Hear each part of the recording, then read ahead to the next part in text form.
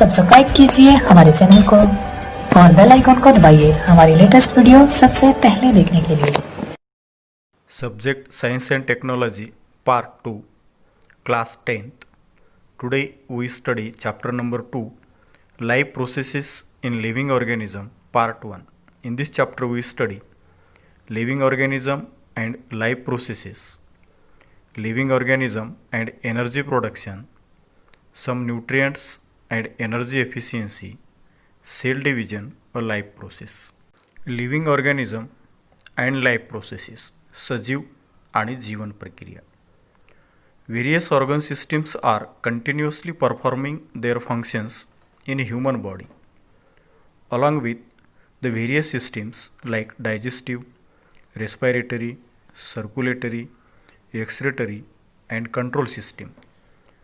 Different external and internal organs are performing their functions independently but through a complete coordination. This overall system is in action in more or less some way in all the organism.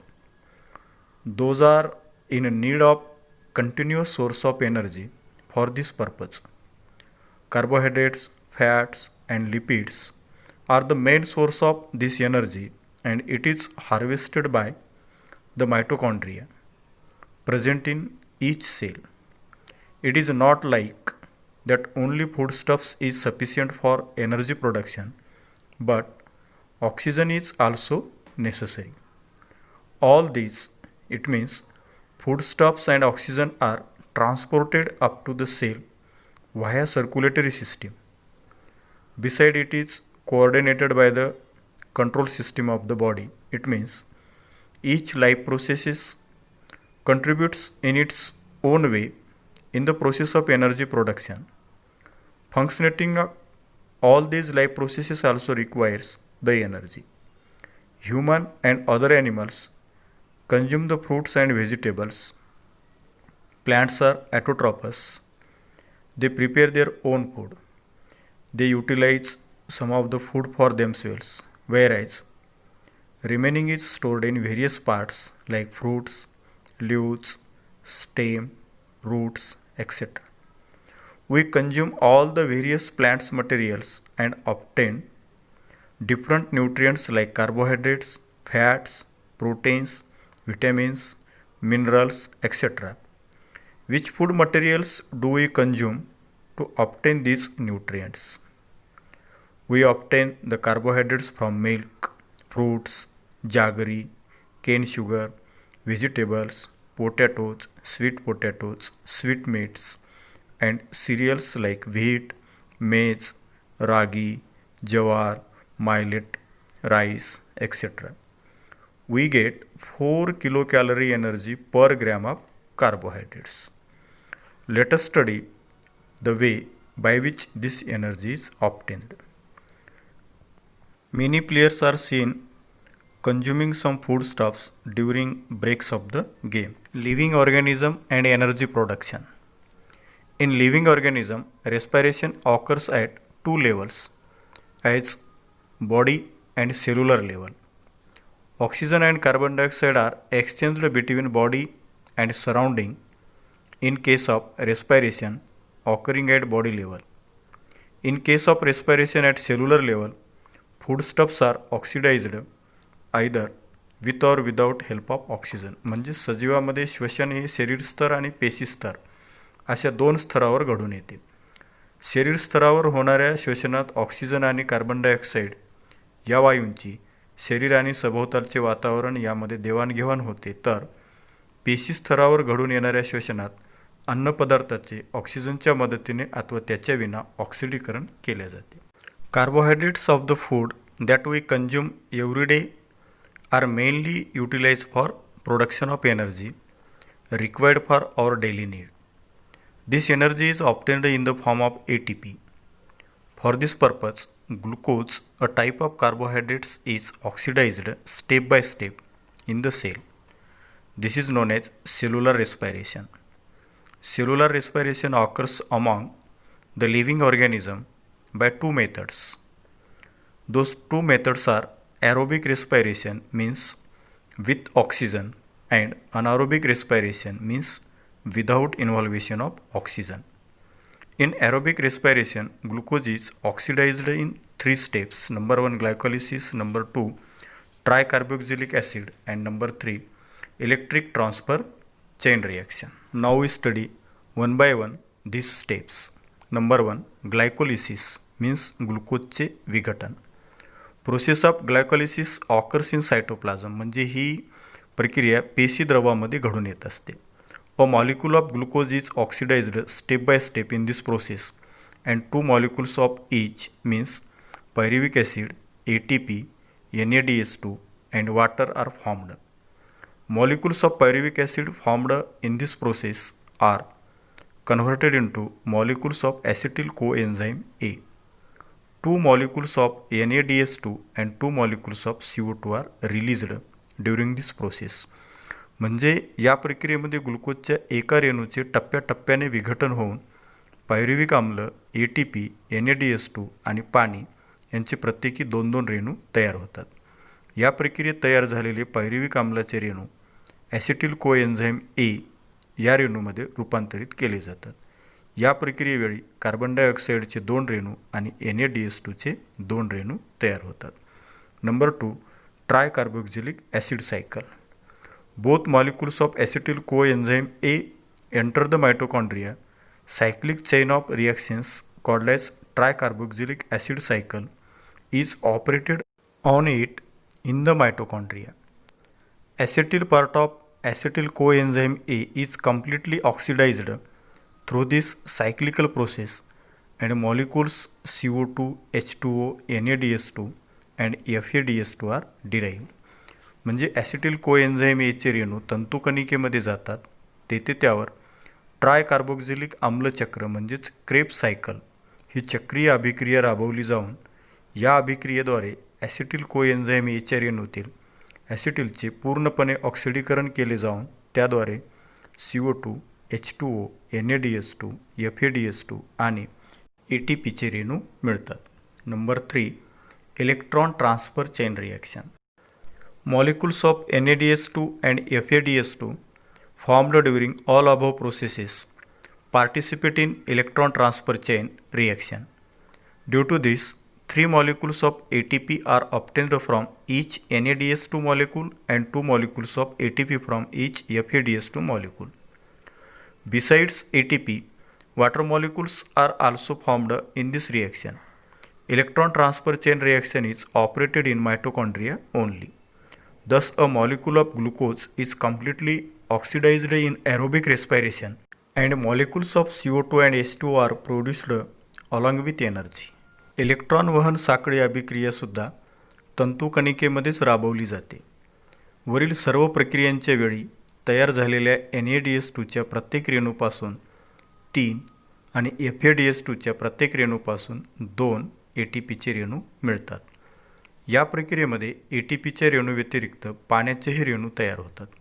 अशा पद्धतीने ऑक्सिशोषणामध्ये ग्लुकोजचे पूर्ण ऑक्सिडीकरण होऊन ऊर्जेबरोबरच CO2 आणि H2Oचे रेणू तयार होतात. Always remember, NADH2 means nicotinamide adenine dinucleotide. FADH2 means flavin adenine dinucleotide. Both enzymes are formed in the cells and used in cellular respiration. ATP means adenosine triphosphate is energy rich molecule and energy is stored in the bonds by which phosphate groups are attached to each other. These molecules are stored in the cells as per need. Chemically, ATP is triphosphate molecule formed from adenosine ribonucleoside. It contains a nitrogenous compound adenine, pentose sugar, ribose and 3 phosphate groups. As per the need, energy is derived by breaking the phosphate bond of ATP. Hence, ATP is called as energy currency of the cell. If there is insufficient amount of carbohydrates in body due to expansional conditions like fasting and hunger, then lipids and proteins are used for energy production. In case of lipids, they are converted into fatty acids, whereas proteins into amino acids. Fatty acids and amino acids are converted into acetyl coenzyme A, and energy is obtained through complete oxidation of acetyl coenzyme A by the process of Krebs cycle in mitochondria. उपासमार, उपोषण यासारख्या अपवादात्मक परिस्थितीमध्ये शरीरात जर कर्बोदकांचा साठा कमी असेल तर ऊर्जा मिळवण्यासाठी शरीरातील स्निग्ध पदार्थ आणि प्रथिनांचा वापर केला जातो. स्निग्ध पदार्थाबाबत त्यांचे रूपांतर मेदाम्लामध्ये केले जाते तर प्रथिनांचे रूपांतर ॲमिनो आम्लामध्ये केले जाते. मेदाम्ले आणि ॲमिनो आम्ल ॲसिटिल कोएन्झाईम एमध्ये रूपांतरित केली जाऊन ॲसिटिल कोएन्झाईम एच्या रेणूचे क्रेब चक्र अभिक्रियेद्वारे तंतुकणिकेमध्ये पूर्णतः ऑक्सिडीकरण केले जाते आणि त्यापासून ऊर्जा मिळवली जाते. Introduction to scientist. Process of glycolysis was discovered by three scientists, Gustav Embeden, Otto Meyerhoff, and Jakob Parnas, along with their colleagues. For this purpose, they performed experiment on muscles. Hence, glycolysis is also called as Embeden-Meyerhoff-Parnas pathway, means EMP pathway. The cyclical reactions of tricarboxylic acid cycle were discovered by Sir Hans Krebs. Hence, this cyclical process is also known as Krebs cycle. He has been awarded the Nobel Prize in 1953 for this discovery. Now we study energy production in microorganism through anaerobic respiration. Some organisms cannot live in presence of oxygen. As example, many bacteria. Such living organisms have to perform anaerobic respiration for energy production. Glycolysis and fermentation are two steps of anaerobic respiration. Glucose is incompletely oxidized and less amount of energy is obtained in this type of respiration. Pyruvic acid produced through glycolysis is converted into other organic acids or alcohols with the help of some enzymes in this process. This is known as fermentation. Some higher plants, animals, and aerobic microorganisms also perform anaerobic respiration instead of aerobic respiration if there is depletion in oxygen level in the surroundings. म्हणजेच काही सजीव ऑक्सिजनच्या सानिध्यात राहू शकत नाहीत. उदाहरणार्थ अनेक जीवाणू. अशा सजीवांना ऊर्जा मिळवण्यासाठी विनॉक्सी शोषणाचा अवलंब करावा लागतो. विनॉक्सी शोषणाचे ग्लुकोजचे विघटन म्हणजेच ग्लायकोलायसिस आणि किण्वन म्हणजेच फर्मंटेशन हे दोन टप्पे असतात. यात ग्लुकोजचे अपूर्ण विघटन होऊन कमी ऊर्जा प्राप्त होते. या प्रक्रियेत ग्लुकोज विघटनातून तयार झालेले पायरुविक आम्ल काही विकरांच्या मदतीने इतर कार्बनी आम्लामध्ये किंवा अल्कोहोलमध्ये रूपांतरित केले जाते. यालाच किण्वन असं म्हणतात. काही उच्चस्तरीय वनस्पती, प्राणी आणि ऑक्सिजनच्या सानिध्यात राहू शकणारे सूक्ष्मजीवसुद्धा त्यांच्या सभोवती ऑक्सिजन वायूची पातळी कमी झाली ऑक्सिशोषणाऐवजी विनॉक्सी शोषणाचा अवलंब करतात. As example, seeds perform anaerobic respiration if the soil is submerged under water during germination. Similarly, our muscle cells also perform anaerobic respiration while performing the exercise. Due to this, less amount of energy is produced in our body and lactic acid accumulates, due to which we feel tired. बीजांकुरण्याच्या वेळी जमीन पाण्याखाली बुडाली असल्यास बीजे विनॉक्सी शोषण करतात. तसेच आपण व्यायाम करताना आपल्या मांसपेशी विनॉक्सी शोषण करत असतात. त्यामुळे आपल्या शरीरात कमीत कमी ऊर्जा तयार होऊन लॅक्टिक आम्ल साठते आणि आपणास थकल्यासारखे वाटते. Now we study energy from different food components, म्हणजे विविध अन्नघटकापासून मिळणाऱ्या ऊर्जेचा आपण अभ्यास करूया. Excess of the carbohydrates are stored in liver and muscles in the form of glycogen. What is the source of protein, what are they made up of. म्हणजे आपण गरजेपेक्षा जास्त खाल्लेले कर्बोदके हे शरीरात यकृत आणि स्नायूमध्ये ग्लायकोजनच्या स्वरूपामध्ये साठवले जातात आता प्रथिने कशापासून मिळतात आणि ती कशापासून बनलेली असतात याविषयी पाहूया. Proteins are the macromolecules formed by bonding together many amino acids. म्हणजे प्रथिने हे ॲमिनो आम्लाचे अनेक रेणू एकमेकांना जोडून तयार झालेल्या महारेणूस प्रथिन असं म्हणतात. Proteins of animal origin are known as first class proteins. We get 4 kilocalorie of energy per gram of proteins. Amino acids are obtained after digestion of proteins. Those amino acids are absorbed in the body and transported up to each organ and cell via blood. From these amino acids, organs and cells produce various proteins necessary for themselves and the whole body. Those examples are given as below. Amino acids in skin, melanin and keratin; in bones, ossin; in cells, various proteins of cell membrane, various enzymes; in pancreas, insulin and trypsin; in pituitary glands, various types of hormones; in muscles, actin and myosin flexible proteins; and in blood, hemoglobin and antibodies. Excess of amino acids obtained from proteins are not stored in the body. They are broken down and the ammonia formed is eliminated out of the body. If necessary, excess of proteins are converted into other useful substances like glucose through the process of glycogenesis. Plants produce the necessary amino acids from minerals de novo and thereby produce different proteins. An enzyme rubisco present in the plant chloroplast is most abundant proteins found in nature. From where do we obtain the lipids? आपण स्निग्ध पदार्थ कशापासून मिळवत असतो? The substances formed by specific chemicals bond between fatty acids and alcohol are called as lipids. म्हणजे मेदाम्ले आणि अल्कोहोलचे रेणू विशिष्ट रासायनिक बंधाने जोडून तयार झालेल्या पदार्थास आपण स्निग्ध पदार्थ मीन्स फॅटी सबस्टन्स किंवा लिपिड असे म्हणतो. Digestion of lipids consumed by us is nothing but their conversion into fatty acids and alcohol. Fatty acids are absorbed up and distributed everywhere within the body. From those fatty acids different cells produce various substances necessary to themselves. म्हणजे मेदाम्ल आणि अल्कोहोलचे रेणू विशिष्ट रासायनिक बंधाने जोडून तयार झालेल्या पदार्थांना आपण स्निग्ध पदार्थ असे म्हणतो. आपण सेवन केलेले स्निग्ध पदार्थाचे पचन होते, म्हणजेच त्याचे रूपांतर मेदाम्ल आणि अल्कोहोलमध्ये केले जाते. मेदाम्ल शोषून घेतली जातात आणि शरीरात सर्वत्र पोहोचवली जातात. वेगवेगळ्या पेशी त्यापासून त्यांना आवश्यक असलेले पदार्थ तयार करतात. As example, the molecules called as phospholipids, which are essential for producing plasma membrane, are formed from fatty acids. Besides, fatty acids are used for producing hormones like progesterone, estrogen, testosterone, aldosterone, etc.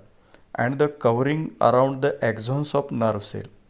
We get 9 kilocalorie of energy per gram of lipids. Excess of lipids are stored in adipose connective tissue in the body. उदाहरणार्थ, पेशीचे प्रद्रव्य पटल तयार करण्यासाठी phospholipid नावाचे रेणू आवश्यक असते. ते मेदाम्लापासून तयार केले जाते. या व्यतिरिक्त प्रोजेस्टेरॉन, इस्ट्रोजन, टेस्टोस्टेरॉन, अल्डोस्टेरॉन यासारखी संप्रेरके चेतापेशीच्या अक्षतंतूभोवती असलेले आवरण तयार करण्यासाठी मेदाम्लाचा वापर केला जातो. स्निग्ध पदार्थापासून आपणास प्रतिग्रॅम 9 किलोकॅलरी एवढी ऊर्जा मिळते. रोजच्या गरजेपेक्षा जास्त सेवन केलेले स्निग्ध पदार्थ शरीरामध्ये चरबीयुक्त संयोजी ऊतीमध्ये साठवून ठेवले जातात. Vitamins are the group of heterogeneous compounds of which each is essential for proper operation of various processes in the body. There are main 6 type of vitamins as like A, B, C, D, E and K. Out of these, A, D, E and K are fat soluble, whereas B and C are water soluble.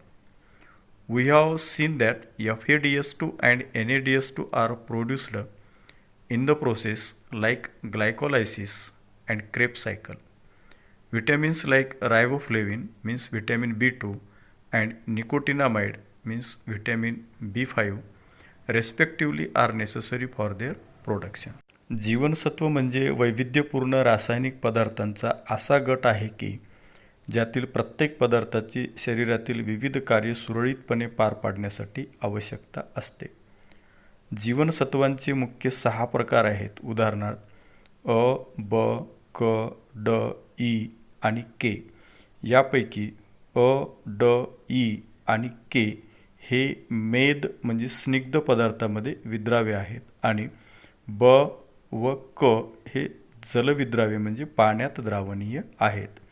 आपण पाहिले आहे की glucose विघटन आणि crab चक्र या प्रक्रियेमध्ये FADS2 आणि NADS2 तयार होतात.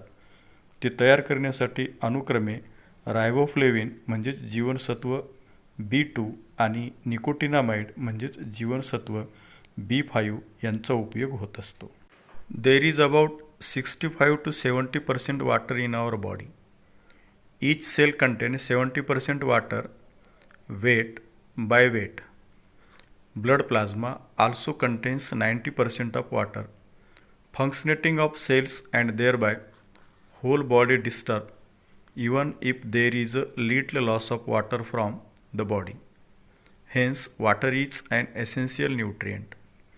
Along with all above mentioned nutrients, fiber are also essential nutrients.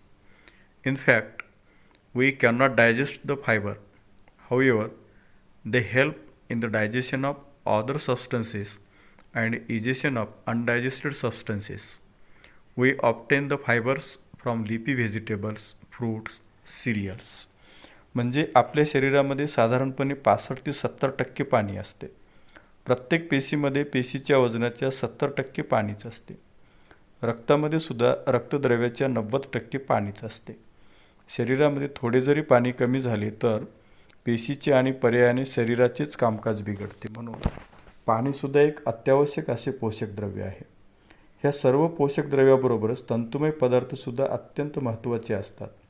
खरे तर तंतुमय पदार्थ आपण पचवू शकत नाही, पण त्यांची इतर पदार्थांच्या पचनक्रियेमध्ये आणि न पचलेले अन्न बाहेर टाकण्याच्या क्रियेमध्ये खूप मदत होते.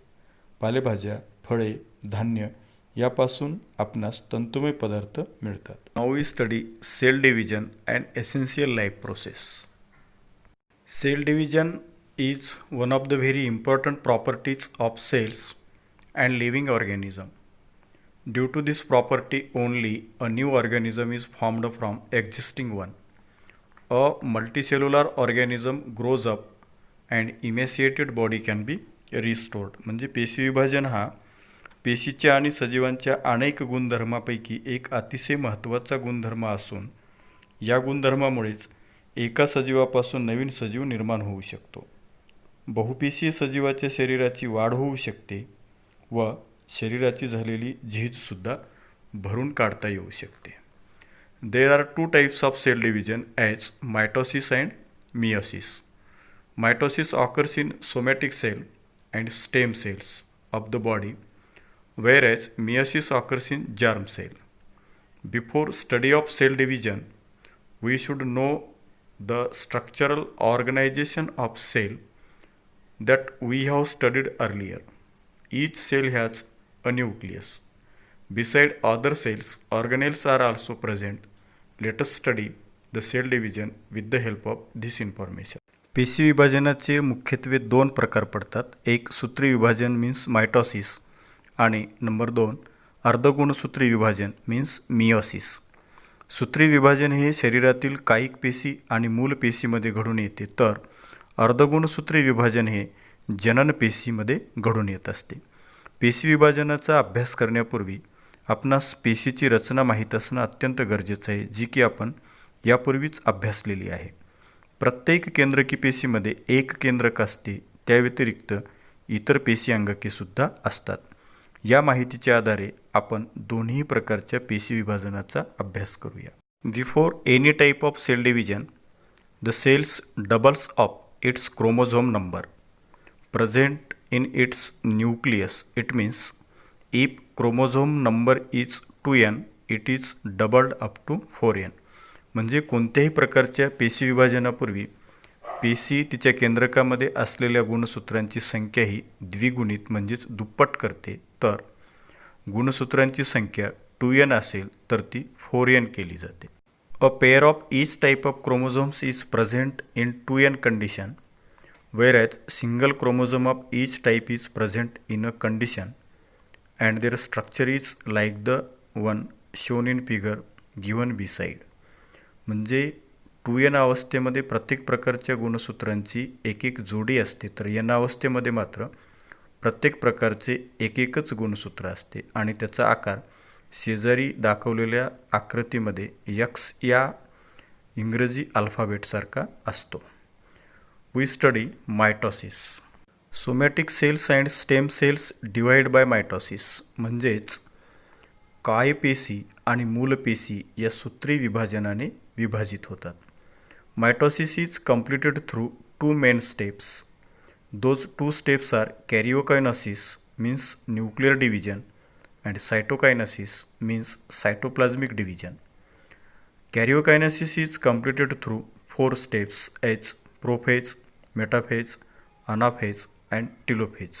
We study one by one. Number 1, prophase means पूर्वावस्था. In prophase, condensation of basically thin thread-like chromosomes start.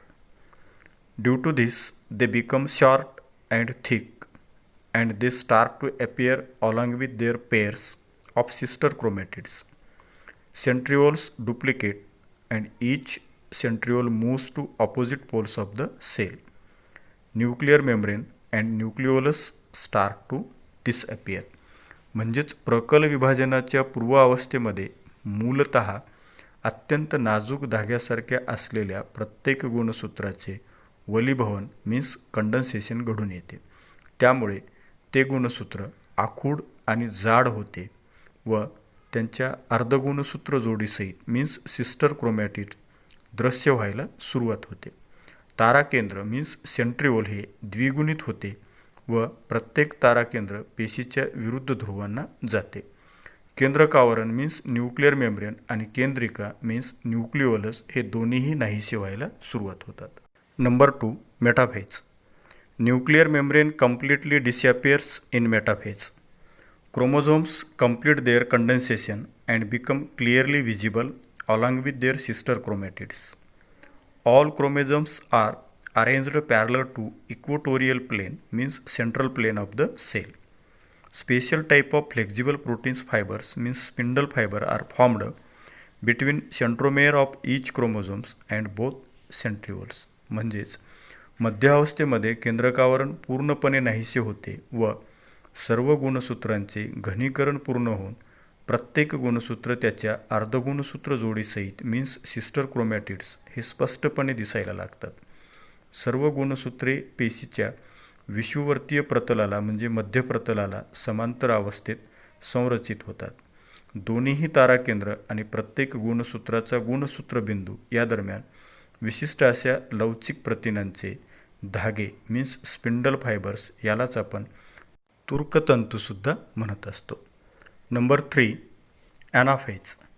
In anaphase centromeres split and thereby sister chromatids of each chromosome separate and they are pulled apart in opposite directions within the help of spindle fibres. Separated sister chromatids are known as daughter chromosomes. Chromosomes being pulled appear like bunch of bananas. In this way, each set of chromosomes reach at two opposite poles of the cell. म्हणजे पश्चावस्थेमध्ये त्या धाग्यांच्या मदतीने गुणसूत्र बिंदूचे विभाजन होऊन प्रत्येक गुणसूत्राची अर्धगुणसूत्र जोडी वेगळी होते व विरुद्ध दिशेला ओढली जाते. वेगळ्या झालेल्या अर्धगुणसूत्रांना जन्य गुणसूत्र मीन्स डॉटर क्रोमोझोम्स असे म्हणतात. यावेळी ही ओढली जाणारी गुणसूत्रे केळीच्या घडासारखी दिसतात. अशा तऱ्हेने गुणसूत्रांचे 2-2 संच पेशीच्या 2 टोकांना पोहोचवले जातात. Number 4, telophase. The chromosomes which have reached at opposite poles of the cell now start to decondense due to which they again become thread-like, thin and invisible. Nuclear membrane is formed around each set of chromosomes reached at poles. Thus, two daughter nuclei are formed in a cell. Nucleolus also appears in each daughter nucleus. Spindle fibers completely disappear. म्हणजे अंत्यावस्थेमध्ये पेशीच्या दोन्ही टोकांना पोहोचलेली गुणसूत्रे आता उलगडायला लागतात. त्यामुळे ती पुन्हा नाजूक धाग्यासारखी पातळ होऊन दिसेनाशी होतात. दोन्ही टोकांना पोहोचलेल्या गुणसूत्रांच्या संचाभोवती केंद्रकावरण तयार होते. अशा तऱ्हेने एका पेशीमध्ये दोन जन्य केंद्रके तयार होतात आणि जन्य केंद्रकामध्ये केंद्रिकासुद्धा दिसायला लागतात व तुर्कतंतू पूर्णपणे नाहीसे होतात. In this way karyokinesis complete and cytokinesis begins. म्हणजे अशा तऱ्हेने प्रकाल विभाजन मीन्स कॅरिओकायनेसिस पूर्ण होते आणि नंतर परिकल विभाजन मीन्स सायटोकायनेसिस सुरू होते. The cytoplasm divides by cytokinesis and two new cells are formed which are known as a daughter cells. In this process, a notch is formed at the equatorial plane of the cell, which deepens gradually and thereby two new cells are formed. However, in case of plant cells, instead of the notch, a cell plate is formed exactly along midline of the cell and thus cytokinesis is completed. म्हणजे परिकल विभाजनाने पेशीद्रव्याचे विभाजन होऊन दोन नवीन पेशी तयार होतात, ज्यांना जन्य पेशी मीन्स डॉटर सेल असे म्हणतात. या प्रक्रियेत पेशीच्या विश्ववर्तीय प्रतलाला समांतर एक खाच तयार होते व ती हळूहळू खोलवर जाते आणि दोन नवीन पेशी तयार होतात. वनस्पती पेशीमध्ये मात्र खाच तयार न होता पेशीद्रव्याच्या बरोबर मध्यभागी एक पेशीपटल मीन्स सेल प्लेट तयार होऊन परिकल विभाजन तयार होते. Mitosis is essential for growth of the body. Besides it is necessary for restoration of emaciated body, wound healing, formation of blood cells etcetera. म्हणजेच सूत्री विभाजन शरीराच्या वाढीसाठी आवश्यक असते, कारण शरीराची झालेली झीज भरून काढणे, जखमा बऱ्या करणे व सर्व प्रकारच्या रक्तपेशी तयार करणे इत्यादी कारणासाठी सूत्री विभाजनाची क्रिया ही अत्यंत आवश्यक असते. Now we study meiosis. Meiosis means अर्धसूत्री विभाजन. Meiosis is completed through two stages. Those two stages are meiosis first and meiosis second. In meiosis first, recombination and crossing over occur between homologous chromosomes and thereafter those homologous chromosomes means not sister chromatids are divided into two groups and thus two haploid cells are formed. अर्धसूत्री विभाजन हे दोन टप्प्यामध्ये पूर्ण होते. ते दोन टप्पे म्हणजेच अर्धसूत्री विभाजन भाग 1 आणि अर्धसूत्री विभाजन भाग 2. भाग 1 मध्ये सजातीय गुणसूत्रामध्ये जनुकीय विचरण किंवा जनुकीय पुनঃसंयोग मीन्स जेनेटिक रिकॉम्बिनेशन घडून येते आणि नंतर ती सजातीय गुणसूत्रे दोन संचामध्ये विभागली जाऊन दोन एकगुणी पेशी तयार होतात. Meiosis second is just like mitosis. In this stage the two haploid daughter cells formed in meiosis first undergo division by separation of recombined sister chromatids and 4 haploid daughter cells are formed. Process of gamete production and spore formation occurs by meiosis in this type of cell division. 4 haploid means n daughter cells are formed from 1 diploid means 2 n cell. During this cell division, crossing over occurs between the homologous chromosomes and thereby genetic recombination occurs.